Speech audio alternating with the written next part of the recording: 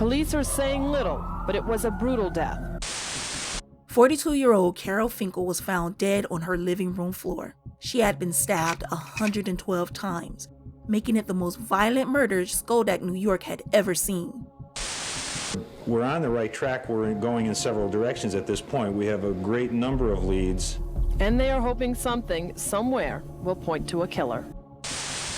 However, none of these leads pointed to the true killers, Carol's stepdaughters. These two unassuming girls next door claimed they killed their stepmother because she kicked their dog. But was that the real reason? And how did they try to get away with it?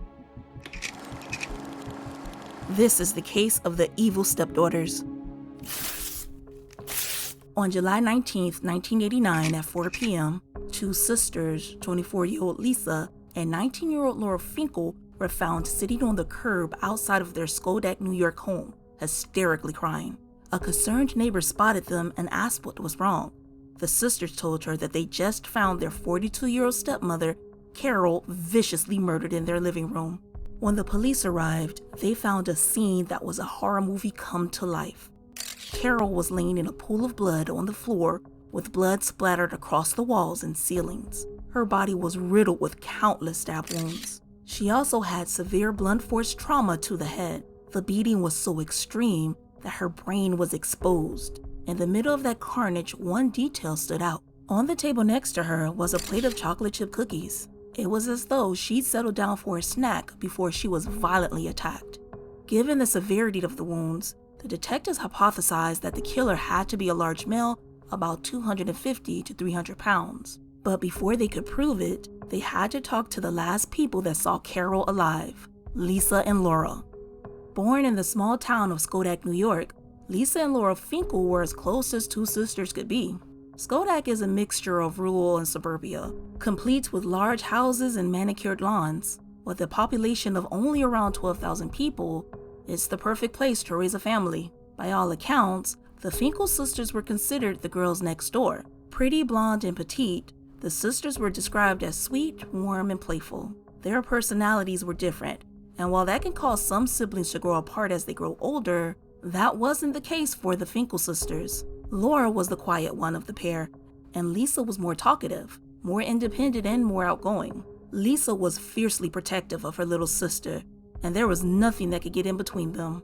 But their lives took a dramatic turn when their parents, Peter and Gail, got a divorce in the 70s after 10 years of marriage. Peter remained in the family home, and Gail and the girls moved to another house that wasn't too far from Peter. Despite their parents' divorce, Peter remained close to his children, and they were like three peas in a pod. The girls primarily lived with their mom, but visited their dad regularly. The sisters adjusted fairly well to their parents' divorce, and did great when they attended Ichabod Crane High School. Lisa graduated high school in 1983 and went to community college to become a teacher and was an aspiring writer. Her favorite topics to write about were crime and mysteries. By 1985, she moved out of her mom's home to live with her high school sweetheart, Lauren. And as the girls moved on with their lives, so did their father. Peter was a regular at Empress Diner and went there almost every day for lunch. There, he met his future second wife, Carol, who worked as a waitress. Carol had a bubbly and flirtatious personality, and it didn't take long for Peter to develop a crush. Soon, he was going to the diner just to see her and would usually show up during her shifts. Like Peter, she was divorced with kids, and by 1987, the two were dating. The pair had fallen head over heels in love. Peter and Carol married when Lisa was 22 and Laura was 17 years old. Eventually, he moved his new wife into the family home. Carol's adult daughter, Christine, temporarily moved in soon after. Peter got along with his new stepdaughter and treated her like family. With all the new changes, the Finkle sisters started to resent Carol.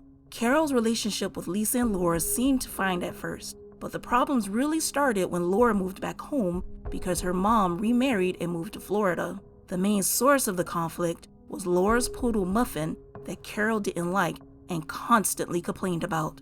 On the other hand, the sisters thought that Carol dressed too provocatively, and that made them feel uncomfortable. There was also an issue with their stepsister, Christine. Christine was described as a strong-willed person.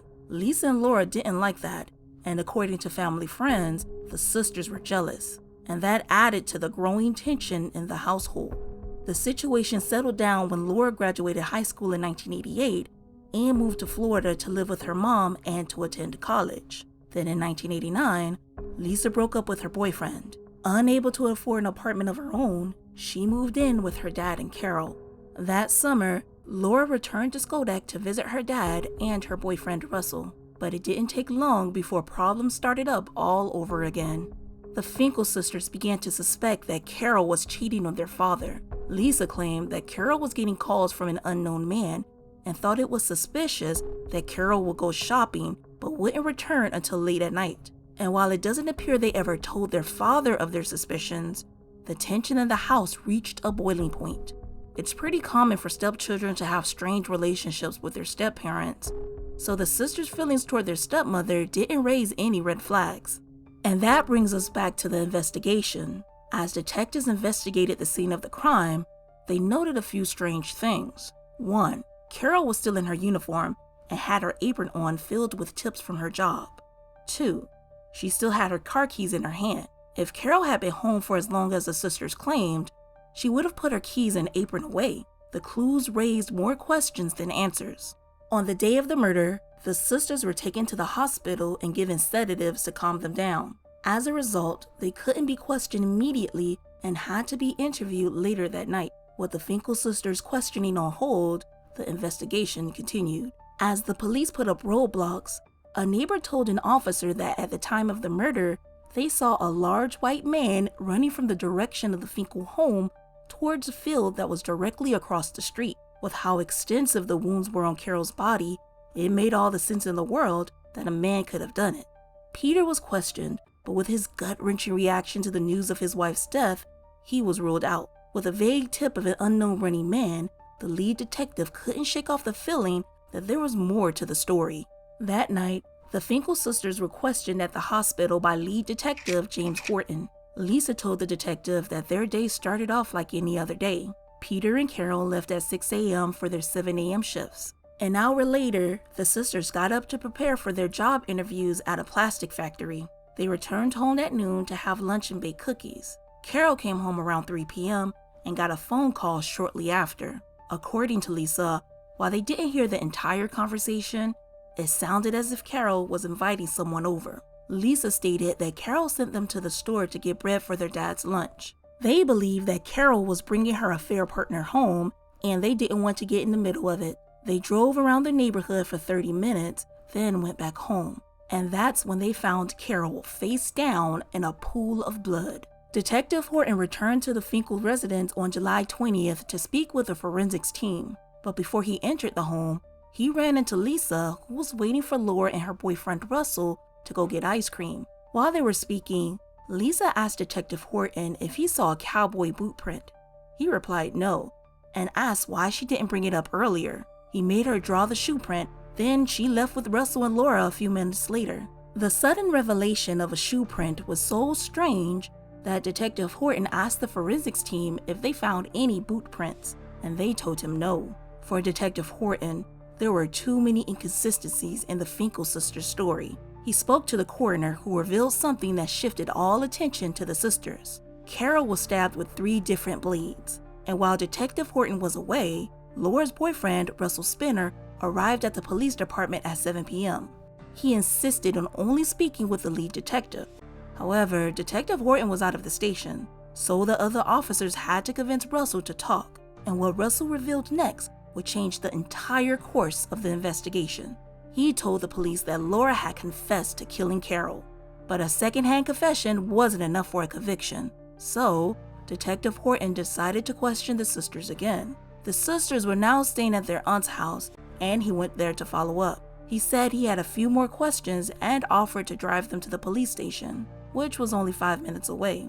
The sisters agreed, and once they arrived, he separated them. Lisa Finkle was the first to be questioned. One detail that bothered the detective was the phone call. Both sisters were present when it happened, but neither could confirm if Carol made the call or if the phone rang. So he asked Lisa directly if a phone call ever occurred. She told him no. He asked if there was a boot print in the blood, and she told him no again.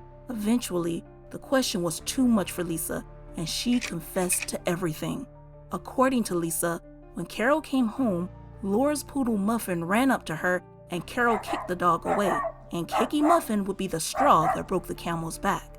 After Carol kicked the dog, Laura and Lisa got into a screaming match with Carol. The argument escalated fast, and when Lisa thought that Carol was going to hit Laura, Lisa bashed Carol's head in with a wrench, and she didn't stop until Carol stopped moving.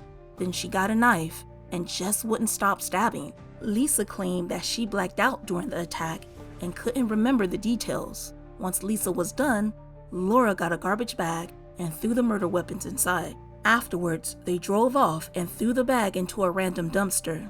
Then they went to McDonald's and came up with their story. The sisters genuinely believed that Carol was having an affair, so they used that as the basis of their cover story. When they got home, they dropped a loaf of bread next to Carol, and for dramatic effect, Lisa dropped to her knees in Carol's blood and started screaming. Throughout the entire confession, Lisa made sure to implicate only herself and minimized her sister's role as much as possible. The Finkle sisters were arrested, and as they were taken to jail, the officer heard Lisa tell Laura, "This is all on me. You didn't do anything." The next day, they were in front of a judge and were charged with the murder of their stepmother. Lisa was charged with second-degree murder with intent and second-degree murder with depraved indifference to human life. Laura was charged with hindering prosecution. While the sisters waited for their trials, rumors began to swirl in their small town that there was a love triangle between Lisa, Carol, and Lisa's 23-year-old ex-boyfriend, Lauren. Sources close to the family alleged that there was something going on between Lauren and Carol, which Lauren vehemently denied. Both Lisa and Lauren were questioned about it, and they both said that it was a lie. In September 1989, the sisters pleaded not guilty to their charges. Laura was released on $3,000 bail. She was later acquitted and didn't serve any jail time. In October 1990, Lisa was committed to a psychiatric hospital due to self-ending thoughts, but her hospital stay didn't delay the trial, which was scheduled for November. During the trial, Lisa testified that she was possessed by 3 personalities: a child named Cindy, a hateful woman named Kathy, and an emotionless woman named Emeka. While on the stand, she actually admitted that she killed Carol. Her lawyer argued that she was under emotional distress at the time and shouldn't be convicted with intentional murder.